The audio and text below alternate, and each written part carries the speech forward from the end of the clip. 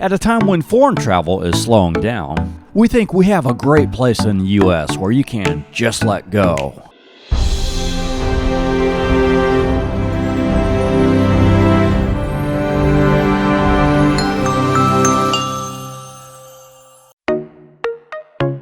St. Pete Beach, the sunset capital of Florida. In 2020, voted the second best beach in the U.S. by TripAdvisor. Located on a barrier island about a 30-minute drive from Tampa and 20 miles south of last year's #1 beach, Clearwater Beach. In this video, we are going to cover Fort DeSoto, Pass-a-Grille, and travel north up the Gulf Coast and ending at Treasure Island. So come with us as we explore miles of pristine white sandy beaches, year-round sunshine, beachside and rooftop bars and restaurants, wedding venues, cruises, and some great water sport fun. St. Pete Beach 2020, Fort DeSoto, Pass-a-Grille, and Treasure Island.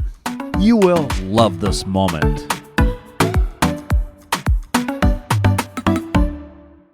We travel to St. Pete Beach from the south and go over one of the longest cable-stayed bridges in the world. The Sunshine Skyway, with a road height of about 200 feet, gives a great view of Tampa Bay and has fishing piers on both ends of the original bridge that this bridge replaced. The first exit in St. Petersburg is the Pinellas Bayway, which brings you to St. Pete Beach. However, we are going to make a left at Isla del Sol and head to Fort DeSoto State Park. This new bridge being built is expected to open this summer. It will make the trip to Fort DeSoto much easier and quicker.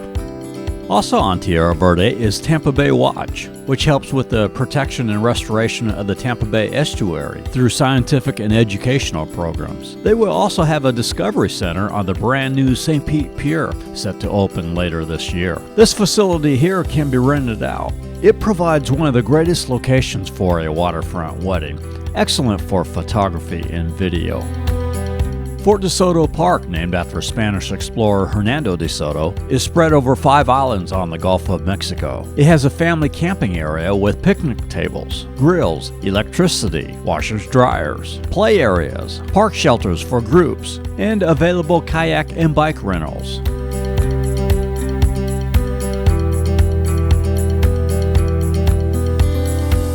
The Fort DeSoto Island Park Bike Trail runs 6.5 miles.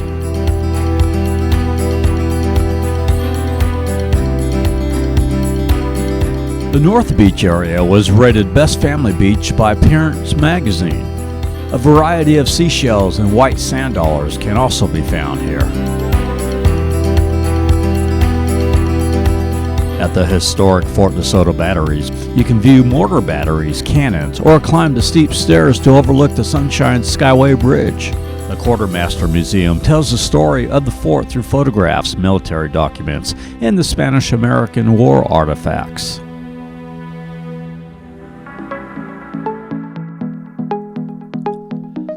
Isla del Sol Yacht and Country Club sits on Boca Ciega Bay, just across the bridge from St. Pete Beach. It has a first-class golf course, 9 clay tennis courts, marina, fitness center, and pool overlooking the bay. Also can be rented out for weddings and events. We now head over the Delgado Memorial Bridge to the historic Don Cesar.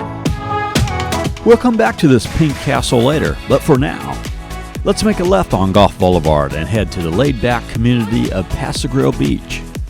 We are going to start at the southern tip of Pinellas County and work our way north, showing 6 miles of fun to Treasure Island. Pass-a-Grille has a quaint beach town atmosphere. You can park right along the beach. This is probably the opposite of Miami Beach. No high-rises, large crowds, or shopping malls. But you will find an undeveloped beach, small galleries, small hotels, great restaurants like the Brass Monkey. The center of town is 8th and 9th Avenue. This is where the very popular Hurricane Seafood restaurant is, with rooftop seating.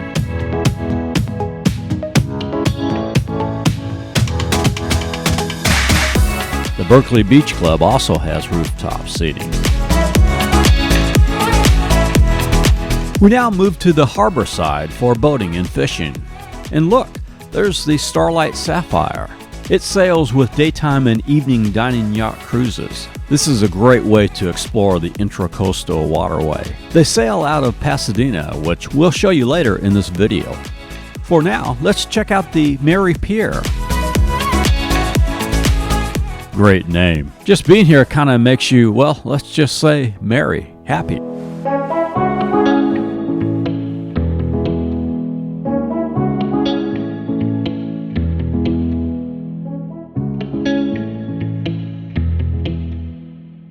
Let's head north to St. Pete Beach's most famous landmark, the Don Cesar Hotel. This Gulf Coast icon opened in 1928 and retains much of its basic shape and look as when it first opened, built with a Moorish Mediterranean-style architecture, now owned by Lowe's Hotels. With a sugar-fine beach, world-class spa, and distinguished chefs, it has attracted people from all over the world. This part of the beach tends to be not as crowded as other resorts along the beach.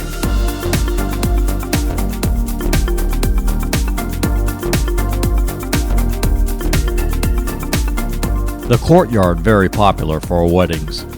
Beachside dining. 2 huge pools with a great view of the Gulf. The interior recently remodeled.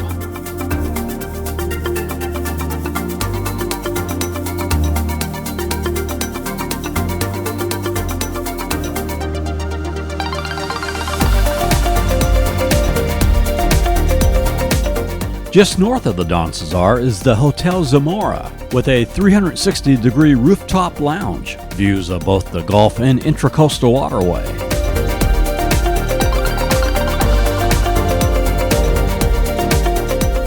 Just across from the Chick-fil-A is a big public parking lot, with 3 boardwalks to the beach, so you can pick up your chicken sandwich and iced tea and head to the beach. Or if you want something healthier, there is also across the street a public supermarket.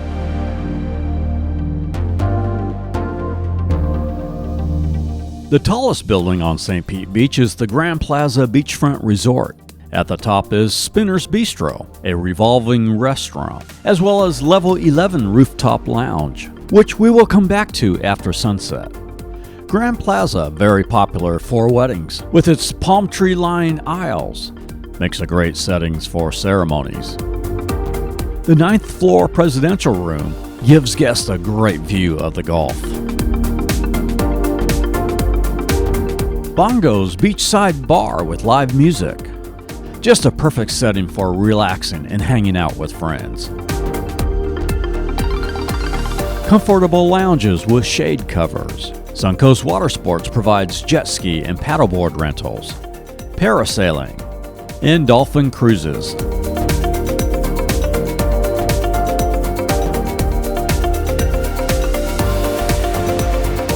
Next to the Grand Plaza is the Serrata Beach Resort.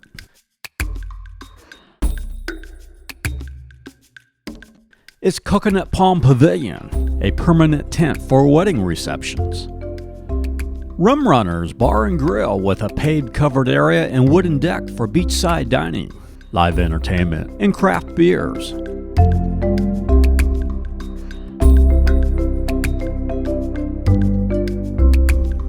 The Serrata Beach Resort is also a wedding favorite, with a nice courtyard for photos, a variety of ceremony areas, and a Suncoast Water Sport booth to book your adventure on the water.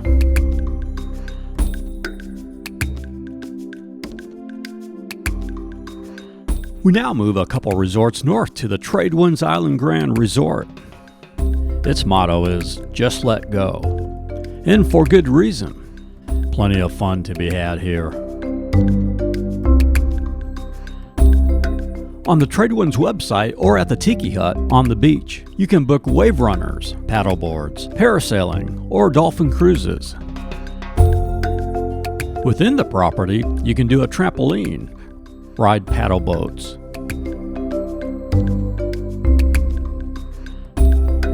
play miniature golf, watch the birds, or just hang out by the pool.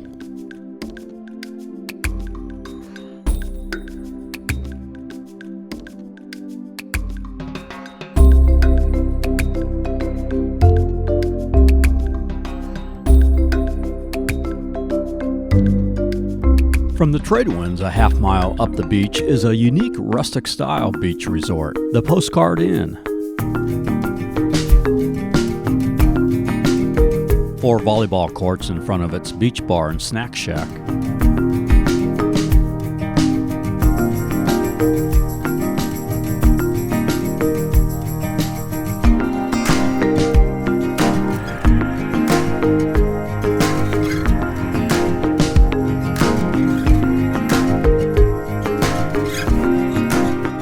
It is also a great location for a beach wedding and provides a nice atmosphere for an outdoor reception in the nicely lit courtyard.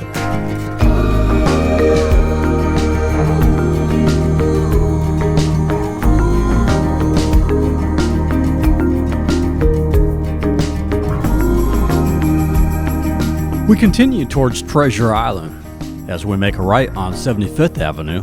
But instead of turning left on Blind Pass Road to Treasure Island, we are going to keep going straight over the Corey Causeway Bridge, which connects Pasadena with St. Pete Beach.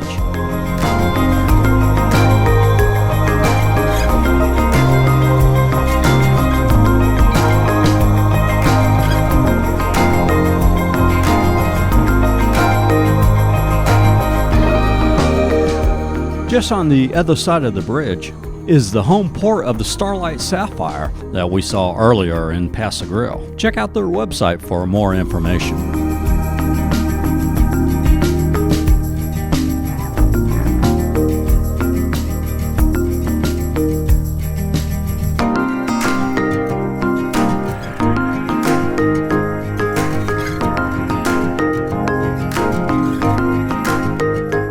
On the north side of the Corey Causeway is the St. Pete Beach Community Center, with a heated and chilled Olympic swimming pool with an attached children's play area. It hosts youth programs, fitness classes, and sports leagues. This facility can also be rented out for weddings and events. We now turn onto Blind Pass Road and head towards our final destination, Treasure Island. To get to the southern part of the island, we have to go north and cross over that little bridge up there in the top right part of the screen, and then come back down the island. Sunset Beach is on the southern part of the island, which has public parking and a pavilion. To rent this pavilion, or see a calendar of events, or more info on Treasure Island, see mytreasureisland.org.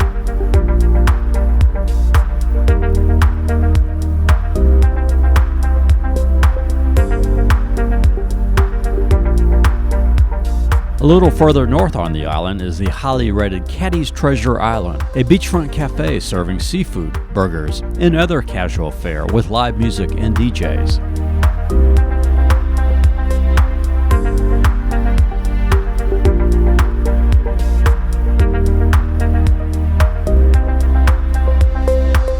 A mile north of Caddy's is the Bilmar Beach Resort.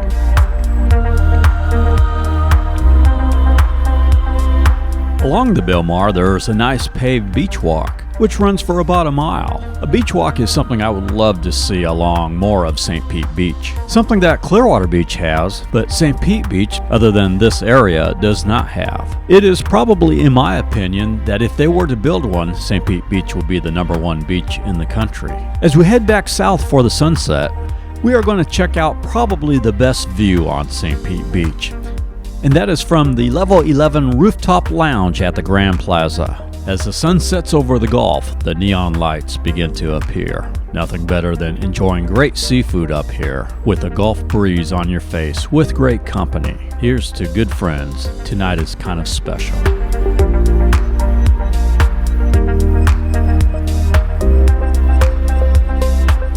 St. Pete Beach has become one of America's best beaches.